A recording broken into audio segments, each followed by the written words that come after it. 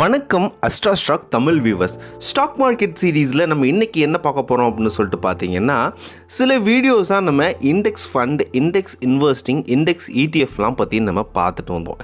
இப்போது இண்டெக்ஸ் ஃபண்டில் நம்ம பெஸ்ட்டான ஒரு 4 ஃபண்ட்ஸ் என்னென்ன, அந்த ஃபண்ட்ஸ் எல்லாம் எப்படி அண்ட் அதோட டிஃப்ரென்ஸ் எல்லாம் என்ன அப்படின்னு சொல்லிட்டு இந்த வீடியோவில் கம்ப்ளீட்டாக பார்க்கலாம். நீங்கள் ஸ்டாக் மார்க்கெட்டுக்கு பிகினர் இல்லை நியூ இன்வெஸ்டர்னு அந்த வீடியோ கம்ப்ளீட்டாக உங்களுக்காக தான். வீடியோவை ஸ்கிப் பண்ணாமல் பாருங்கள்.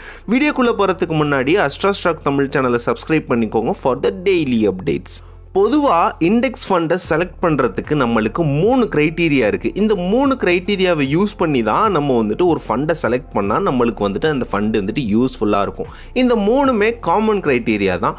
ஃபர்ஸ்ட் க்ரைட்டீரியா என்ன அப்படின்னு சொல்லிட்டு பார்த்தீங்கன்னா expense ratio, and second criteria என்ன அப்படின்னு சொல்லிட்டு பார்த்தீங்கன்னா tracking error, third criteria AUM asset under managements. இந்த 3 க்ரைட்டீரியா யூஸ் பண்ணி தான் நம்ம ஒரு ஃபண்டை செலக்ட் பண்ணணும். ஃபர்ஸ்ட் க்ரைட்டீரியாவான எக்ஸ்பென்ஸ் ரேஷியோ என்ன பண்ணுது அப்படின்னு சொல்லிட்டு பார்த்தீங்கன்னா, அது எவ்வளோக்கு எவ்வளோ கம்மியாக இருக்கோ அவ்வளோக்கு அவ்வளோ நம்மளுக்கு அந்த ஃபண்டு ரொம்பவே பெட்டரான ஃபண்டு. அண்ட் செகண்ட் க்ரைட்டீரியாவான ட்ராக்கிங் எரர் பார்த்தீங்க அப்படின்னா, நிஃப்டியோட ரிட்டர்ன்ஸ்க்கும் இந்த ஃபண்டோட ரிட்டர்ன்ஸ்க்கும் எவ்வளோ டிஃப்ரென்ஸ் இருக்குது அப்படின்னு சொல்லிட்டு அதோட ஸ்டாண்டர்ட் டீவியேஷனை ட்ராக் பண்ணுறதுக்கு நம்மளுக்கு இந்த ட்ராக்கிங் எரர் யூஸ் ஆகுது.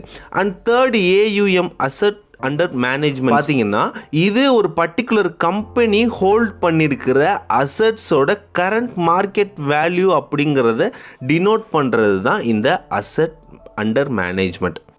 ஸோ இந்த 3 க்ரைட்டீரியாவும் நம்மளுக்கு எல்லாம் நம்ம ஃபண்டை செலக்ட் பண்ணுறதுக்கு யூஸ் ஆகுது.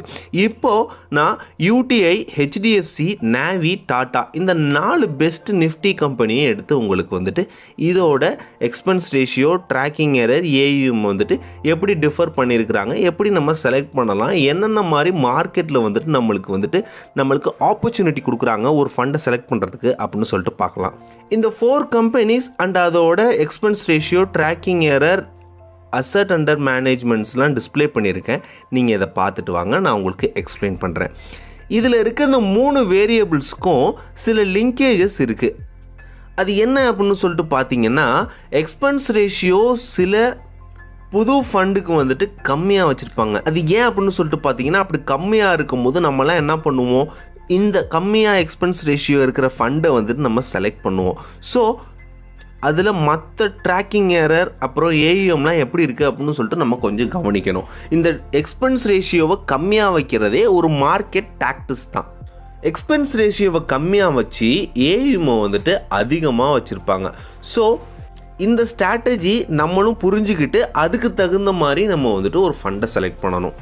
அதுவே நம்மளுக்கு AUM அதிகமாக இருந்துச்சு, அதிகமாக இருக்குது அப்படின்னா அது நம்மளுக்கு நல்ல அட்வான்டேஜ். ஸோ ட்ராக்கிங் எரர் நம்மளுக்கு கம்மியாக இருக்கும். ட்ராக்கிங் எரர் நம்மளுக்கு அந்த கம்பெனியோட, அந்த ஃபண்டு கம்பெனியோட ஹிஸ்ட்ரியை வச்சு தான் ட்ராக்கிங் எரர் கால்குலேட் பண்ணுவாங்க. இந்த டிஃபரன்ஸ் எல்லாம் இந்த 4 கம்பெனி, அதாவது UTI, HDFC, நாவி, டாட்டா இந்த 4 கம்பெனியும் உங்களுக்கு பார்த்தாலே ஈஸியாக புரியும். ஒரு ஃபண்டோட ப்ராட் ஸ்ட்ராட்டஜி என்ன அப்படின்னு சொல்லிட்டு பார்த்தீங்கன்னா, எக்ஸ்பென்ஸ் ரேஷியோவை கம்மியாக வச்சு, ட்ராக்கிங் எரரை கம்மியாக வச்சு, AUM அசெட் அண்டர் மேனேஜ்மெண்ட்ஸை இன்க்ரீஸ் பண்ணி வைப்பாங்க. எல்லாரும் எக்ஸ்பென்ஸ் ரேஷியோ வச்சு, அதாவது இந்த காமன் க்ரைட்டீரியா நம்ம சூஸ் பண்ணுறோம் இல்லையா, அதில் எக்ஸ்பென்ஸ் ரேஷியோ வச்சு நம்ம ஒரு ஃபண்டை சூஸ் பண்ணக்கூடாது, ஒரு கம்பெனியை சூஸ் பண்ணக்கூடாது. பேலன்ஸ் உள்ள ட்ராக்கிங் எரர், AUM ரொம்பவே முக்கியமானது.